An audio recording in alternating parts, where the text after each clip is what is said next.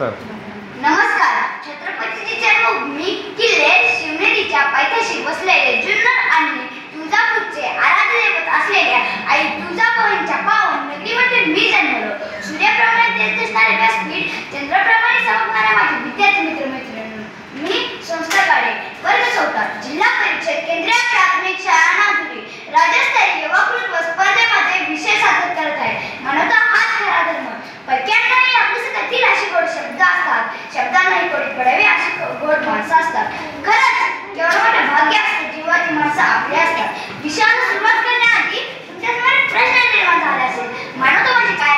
मला वाटतं सरळ साधा सोपा अर्थ आहे. मानवता म्हणजे माणसाने माणसाशी माणसासारखं वागणं म्हणजे मानवता.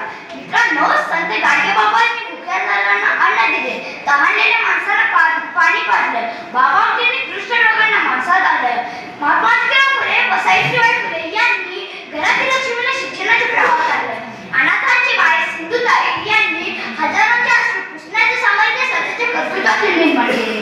मला वाटते हे खरे मानवता धर्माचे प्रतीक. मित्रांनो, हाताने मारलेला दगड 100 फूट दूर जाईल, बंदुकीतून सुटलेली गोळी 1000 फूट दूर जाईल, पण एका गरीबाला दिलेला बुद्धीचा तुकडा थेट स्वर्गाच्या दारापर्यंत जातो. हे कायम लक्षात ठेवा. माणूस म्हणून जन्माला आल्यानंतर काही ठराविक काळानंतर आपल्याकडे आर्थिक सुबत्ता यावे, सर्व सेवी सुविधा मुबलक प्रमाणात असाव्यात असे प्रत्येकाला वाटते, आणि असं वाटणं चुकीचे आहे असं मला अजिबात म्हणायचे नाही. कारण जगण्यासाठी पैसा निश्चितपणे आवश्यक आहे, पण पैसा हे साधन आहे, आर्थिक साध्य नाही. त्यामुळे पैशाच्या मागे धावणाऱ्या माणसांपेक्षा आयुष्यभर प्रामाणिक राहून कमावलेली सोन्यासारखी माणसं ही तुमची खरी संपत्ती आहे. अगदी दूरच्या कशाला 22 तारखेच्या सकाळमध्ये 65 वर्षाच्या आईच्या तिच्या पोटच्या 2 मुलांनी शारीरिक व मानसिक छळ करून घराबाहेर काढण्याची घटना माझ्या वाचनात आली.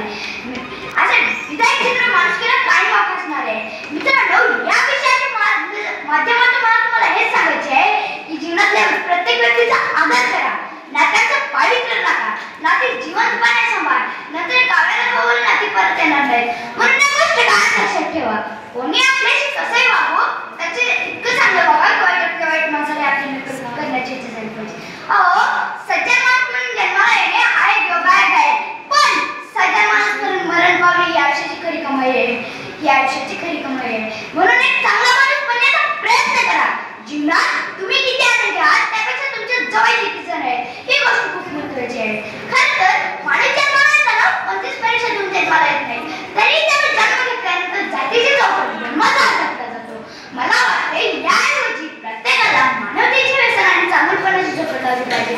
मित्रांनो, आज माणूस चंद्रावर गेलाय, मंगळावर गेलाय, एवढंच नाही तर अनेक ग्रहावर सजीवाला एकत्र नवीन घर भेटते का हे देखील तो शकतो, पण याच माणसाला आपल्या शेजारी कोणाचं घर आहे हे देखील माहित नसते. या गोष्टी काय म्हणायचं? मग माणूस प्रगती करतोय की मानवता धर्माची अधोगती करतोय हा प्रश्न न डोळ्यासमोर जातो. खरं तर दुसऱ्याच्या दारात सुखाचं झाड लावल्यानंतर आनंदाची फुलं आपल्या दारात पडणार आहेत. या गोष्टीविषयी मानव प्राणी अजूनही आलेले आहेत, आणि हीच मानवता धर्माची सगळ्यात मोठी आड आहे. माझं जर खरं रूप हे तेव्हाच दिसते जेव्हा तो नशेत असतो, मग तो नशा पदाची असो, उंचीची असो, दारूची असो किंवा रूपाची असो. त्यामुळे आपल्याला कोणत्याच नशेची बाधा होऊ याची प्रत्येकाने काळजी लागली पाहिजे. माझ्या विषयाची सांगता मी आज एका कवितेने करतो. सागराच्या बाहेर मासे कधी पोहत नाहीत, अमावस्येच्या रात्री चंद्र कधी दिसत नाही, अमावस्येच्या रात्री चंद्र कधी दिसत नाही, कितीही जगलं कुणी गुणासाठी तरी आयुष्याला कोणीच पुरत नाही, कितीही जगलं कुणी गुणासाठी तरी आयुष्याला कोणीच पुरत नाही. आयुष्यात कितीही चांगले कर्म करा, कौतुक स्मशानातच होत असते. आयुष्यात कितीही चांगले कर्म करा, कौतुक स्मशानातच होत असते. स्वतःच्या ध्यासाने नियतीची झुंज दिली तर नियती देखील नतमस्तक होत असते. स्वतःच्या ध्यासाने नियतीची झुंज दिली तर नियती देखील नतमस्तक होत असते. एवढा बोलून माझा विषय संपवतो. जय हिंद, जय महाराष्ट्र.